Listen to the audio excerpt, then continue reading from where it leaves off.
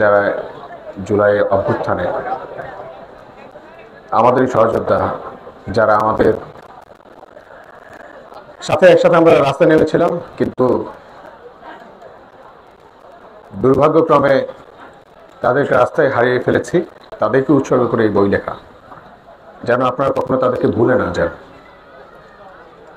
আসলে আমি কোনো লেখক নই, সাহিত্যিক নই। আমার চিন্তাশৈলী যে খুব উন্নত ব্যাপারটা এমনও না, কিন্তু এই বইটা আসলে একটা দিনলিপি। জুলাই অভ্যুত্থানে আপনি যেগুলো দেখেছেন, যেগুলো ফোনে দেখেছেন, টিভিতে দেখেছেন, রাস্তায় নেমে দেখেছেন, আমিও ঠিক তেমনটাই দেখেছি। কিন্তু অনেক দেখা আছে যেগুলো ফোনে দেখা যায়নি, টিভিতে দেখা যায়নি, যেগুলো শুধু রাস্তার মধ্যে দেখা গেছে এবং অনেকের চোখে ধরা পড়েছে, অনেকের চোখে ধরা পড়েনি। তো সেই সকল বিষয়গুলো নিয়ে আপনারা যারা সাধারণ জনগণ, প্রত্যেকটা স্তরের মানুষের, প্রত্যেকটা শ্রমজীবী মানুষের, প্রত্যেকটা পেশাজীবী মানুষের যে কন্ট্রিবিউশন ছিল এই গণ অভ্যুত্থানে, রিকশাওয়ালা মামা থেকে শুরু করে যারা হচ্ছে আমাদের ছাত্রদেরকে হাসপাতালে দিয়েছিল আমরা যখন আহত হয়ে গেছি, যে আমাদেরকে টুথপেস্ট দিয়েছিল চোখে মারতে, নাকে মারতে, মুখে মারতে, যখন আমরা টিয়ারশেল খাচ্ছিলাম, যখন আমরা গুলি খাচ্ছিলাম, যে ডাক্তার আমাদেরকে সেবা দিচ্ছিল, অনেক বাধা নিষেধ সত্ত্বেও যে সকল সাংবাদিক বন্ধুরা এইখানে আমার সামনে এই মুহূর্তে দাঁড়িয়ে আছে, যারা কভার করছে, অনেক টেলিভিশনে তো হচ্ছে অনেক বাধা নিষেধ ছিল, অনেকে কভার করতে পারেনি, সত্য প্রকাশ করতে পারেনি, কিন্তু লুকিয়ে লুকিয়ে কারা আমাদের কথাগুলো শুনেছিল, ভিডিও ধারণ করেছিল, সেই সকল ঘটনাগুলো সারা বিশ্বব্যাপী ছড়িয়ে দিয়েছিল। এই প্রত্যেকটা মানুষের, প্রত্যেকটা শ্রেণী পেশার মানুষের, আপনাদের প্রত্যেকের অবদান আছে এই জুলাই অভ্যুত্থানে।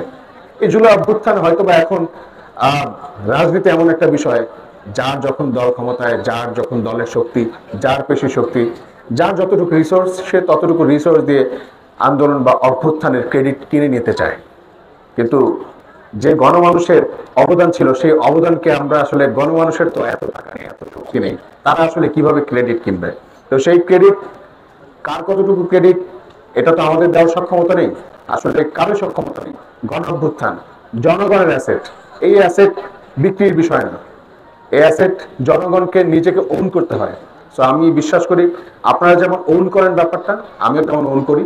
সেই ওন করার জায়গা থেকে জুলাই অভ্যুত্থানে যে সকল বিষয় চোখের সামনে দেখেছি এবং যেগুলো প্রত্যক্ষদর্শী, সেই সকল অভিজ্ঞতা নিয়ে এই দিনলিপি লেখা। এবং এই দিনলিপিতে আপনারা গণ অভ্যুত্থানের প্রত্যেকটা বিষয়, খুঁটিনাটি বিষয়, শুরু থেকে শেষ পর্যন্ত, আমাদের ভিক্টরি পর্যন্ত, শেখ হাসিনা পালিয়ে যাওয়ার মুহূর্ত পর্যন্ত যতটুকু স্মৃতি আছে, সবকিছু এটার মধ্যে ধারণ করা আছে। সবকিছু আসলে সবকিছু তো বলা যায় না, এটা তো বিশাল বিষয়, কিন্তু যতটুকু পেরেছি ততটুকু করেছি, ততটুকু লিপিবদ্ধ করা হয়ে গেছে। এবং আমরা বিশ্বাস রাখি পরবর্তী প্রজন্ম তারা যখন এটা পড়বে, জানবে, বুঝবে যে তাদের পূর্বপুরুষের কৃতিত্ব, তাদের পূর্বপুরুষের বীরত্ব, বাংলাদেশের আপামর জনগণ এক হয়ে গেলে কি ঘটতে পারে, সেই ব্যাপারগুলো যখন তারা পড়বে, তখন তারা হচ্ছে নিজের মধ্যে যেই বীরত্ব লালন করবে, যে নেতৃত্ব তারা লালন করবে।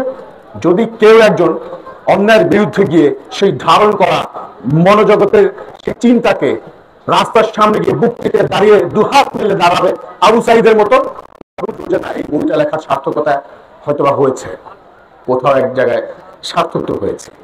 তো সেই অপেক্ষা, সেই প্রত্যাশা নিয়ে এত কিছু করা, এত কিছু বলা। তো আপনাদের প্রত্যেককে শুভেচ্ছা, সম্ভাষণ। এবং আমি বলছি না আপনাকে বইটা কিনতে হবে, পড়তে হবে, এর চাইতে অনেক ভালো ভালো সাহিত্য মূল্য, অনেক ভালো ভালো শিল্প মূল্য যে বই আছে সেগুলো আপনারা পড়েন, বই পড়েন, বই পড়া জরুরি, ভালো লেখকের ভালো চিন্তা বইগুলো পড়েন, বই পড়া জরুরি। তো এই বইটা শুধু যখন মনে হবে যে আপনি খুব একা, অন্যায় যাতা করলে আপনি একদম দমে যাচ্ছেন, মাথা নিচু হয়ে যাচ্ছে, তখন বইটা একবার চোখ মিলে পড়লেন। এবং আগামী আরেকটা ওয়েভ যখন আসবে, আবার যখন দেশে একটা ফ্যাসিস্ট তৈরি হতে চাইবে, তখন বইটা পড়েন কিভাবে একটা ফ্যাসিস্টের ঘাড় ধরে এই দেশ থেকে তাড়িয়ে দিয়েছিল এই জনতা, এই বাংলাদেশের মানুষ।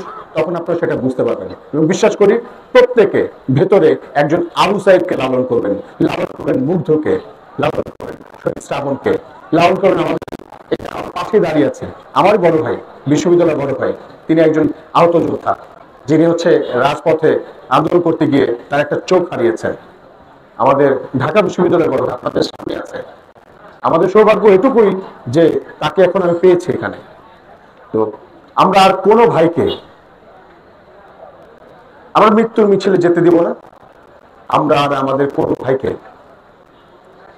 পঙ্গুত্ব বরণ করতে দিব না।